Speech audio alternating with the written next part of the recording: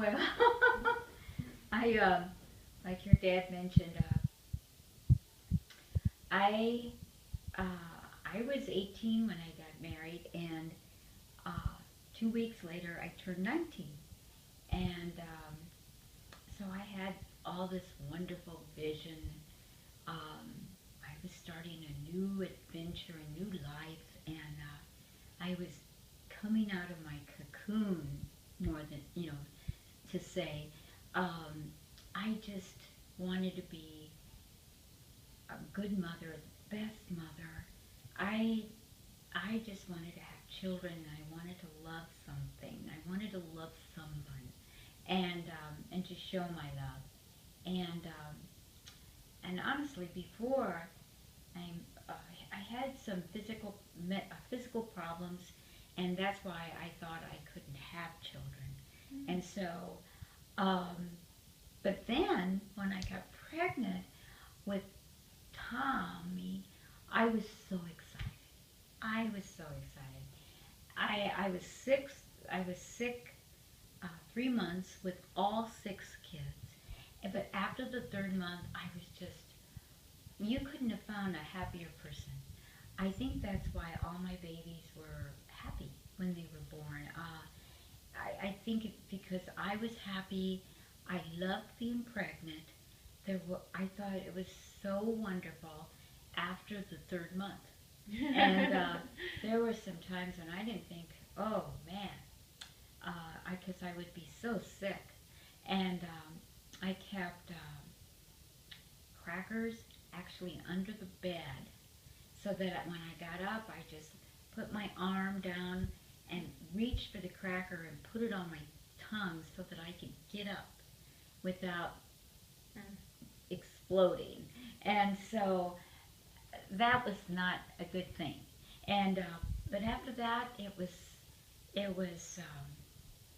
We have to tell a story about when you thought you were sick. Just Oh yes. So so when we first got married though, we lived in a we bought a house, a very small house on North 40th Street. It only had 2 bedrooms. Well, then we started having a family. So it was our bedroom and a little tiny bedroom.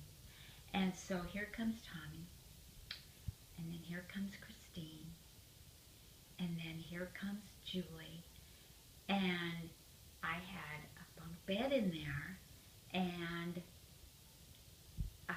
another little bed, and well then I got pregnant again, and there was some trouble in the neighborhood, and your dad says, we've got to get out of this neighborhood. It was getting dangerous, and we had a nice backyard. I loved it. It was all fenced, but the neighborhood was getting bad, and so your dad was working for Eliason and Knuth in the drywall business, and he was doing these houses. And so one day, uh, he said, "Come on, I've got to go check on some houses, and why don't you just come for the ride?" It was a Saturday or something like that. So we got in the car and we drove, and when we when this area there was no interstate, and so it was like taking a trip. We lived on North 40th. We came to 122nd and Q, and it was not like it is now. There was farmland here. Q Street was 2 lanes, and very small town. It looked like a little country town. And so we went into this house, and Dad was checking the drywall, and I was looking out in the front yard and through this window. And I says, "Good gracious, look at this. You got to go look across the street, and somebody's got their garbage out there." And so Dad says to me, he says, "Well, what do you think of this house?" I said, "Oh, it's okay. It's just, it's just an average house. It's a 3 bedroom house." And he says, "Well, it's our house." And I said, "What?" He says, "Yeah, this is our house." And I said, "Well, how can you buy a house without me? I didn't know anything about this house." He said, "Well, we needed a house, and I took this house." And he says, we got a great deal. Um, the people that were going to buy this house back then, the, they put down $600. He was in the Air Force. He got transferred. He lost his deposit. So we took over his loan. We didn't have to put any money down. Wow. So your dad took it because we knew we were desperate, and plus, I was going to have another. I mean, I had now 4 little babies. I had Tommy was in. He had just started kindergarten, and then the two girls, they were just little girls. They didn't start any school. We didn't go to uh, preschool. If there was preschool, I don't remember preschool, but so here were all these 3 kids, and Patty was a baby. She was born in October, and so we had all these babies in one room. And so what I did was I'd go into the bedroom, and there would be these bunk beds here, and then I guess I must have had I had a bed here, and there was just enough room. There was a little dresser, and I would go in and just go around the bed and tuck everyone in, or if it was time to clean the room, there wasn't much room. And it was a small house. And the previous house. yeah, Yeah. we just had 2 bedrooms. Yeah. And so a small kitchen, and but Tommy we would walk to school. He went to a school across from Holy Name. There was a public school for kindergarten. And then, before he went to 1st grade, we had moved into Millard. And so we had moved in here. And so I come into this house with 4 small children. The oldest was in kindergarten. So he was 5 when he started. His birthday was in April. And each birth, I kept all the records, of course, and their little growing up periods. I just loved. I loved every minute of it. I loved babies. I love feeling the innocence and the beauty of God was right there. It was all there. You just looked at this baby and you just see the beauty of what God gave you and entrusted to you, and it just made me feel warm all over, and I was truly happy. That was so happy for me. And so we walk into this house, and the Asiatic flu came to Omaha, and one by one, everybody was getting sick. And so we came into this house, and all of a sudden we were starting to get sick. We didn't even get to put up the beds. We laid the mattresses on the floor in the living room, and I started taking care of everyone because everyone was sick. And so I don't know if it lasted a week or 2 weeks, but everybody had it, and then everyone got better and well, and then all of a sudden I got sick. And I thought, oh, I'm so nauseated. Then that's what everyone had. They were nauseated. They even had diarrhea.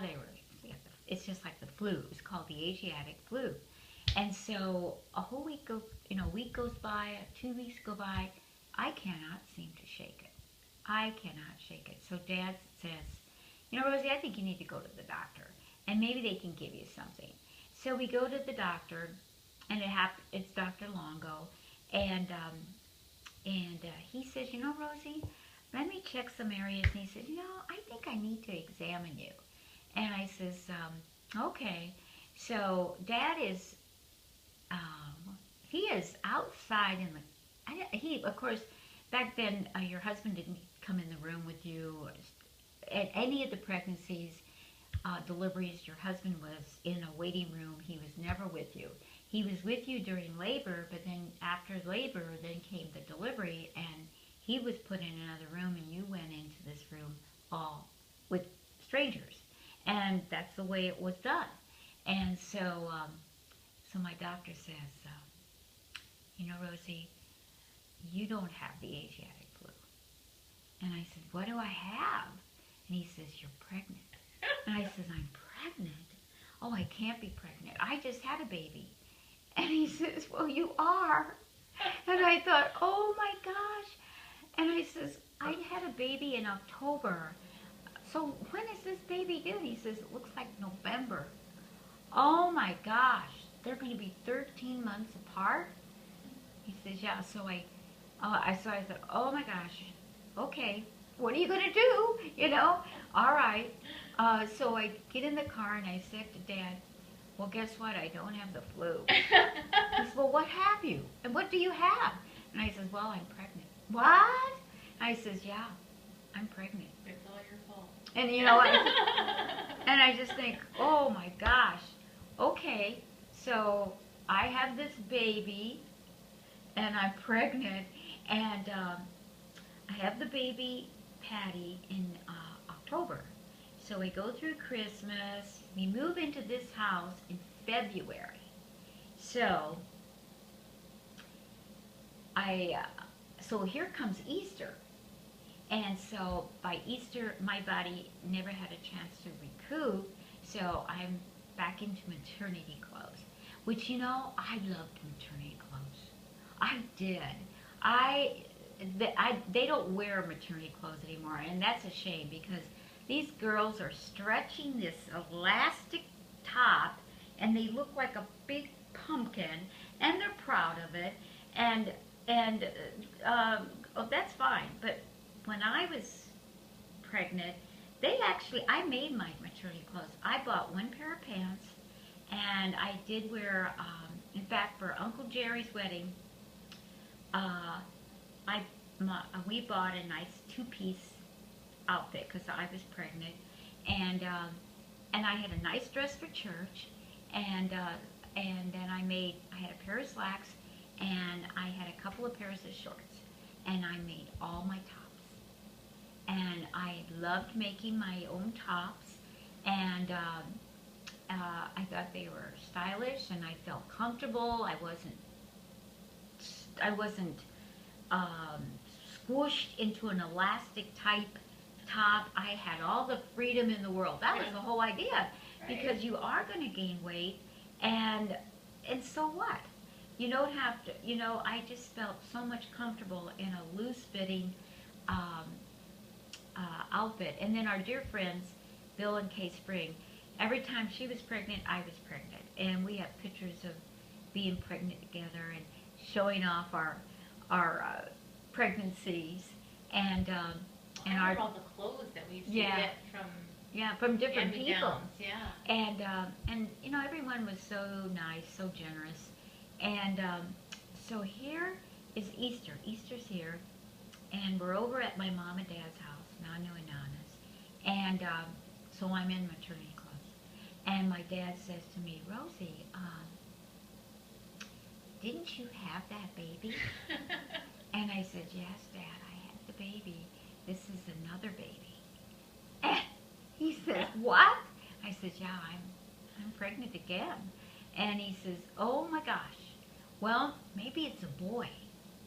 And I says, well, maybe it would be a boy. That would be nice, too.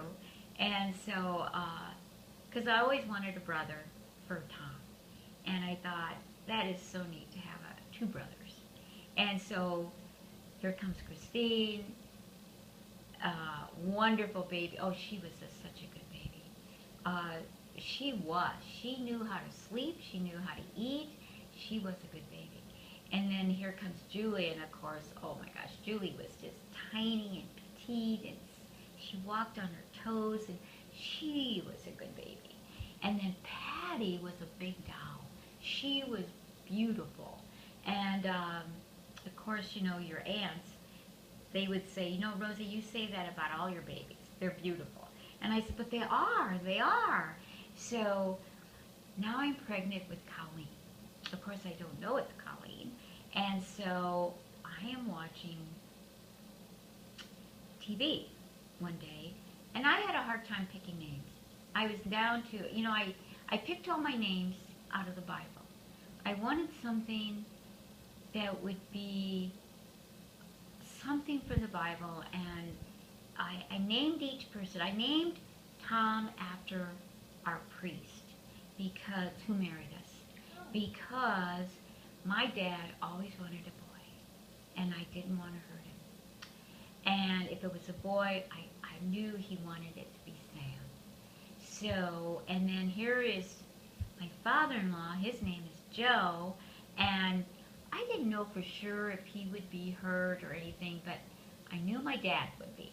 So one day, we were visiting St. Pius X, and Father Thomas Francis O'Brien married us, and we were talking to him about different things, and all of a sudden, like a light bulb comes in on me, and we left Father's.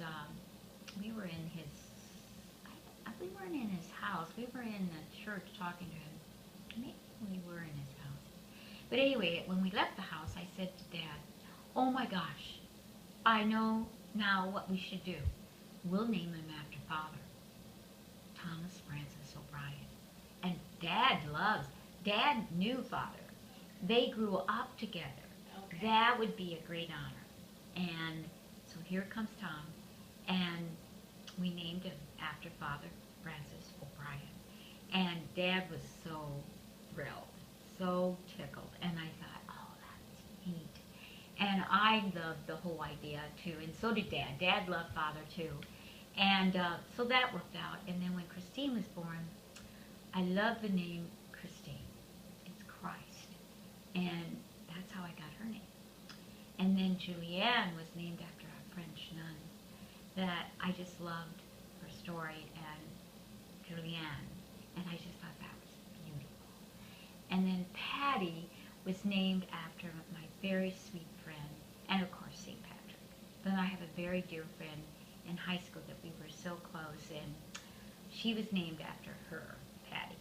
So here comes this for fifth pregnancy, and I think, oh, I've got to go in the Bible, and maybe I'd look at.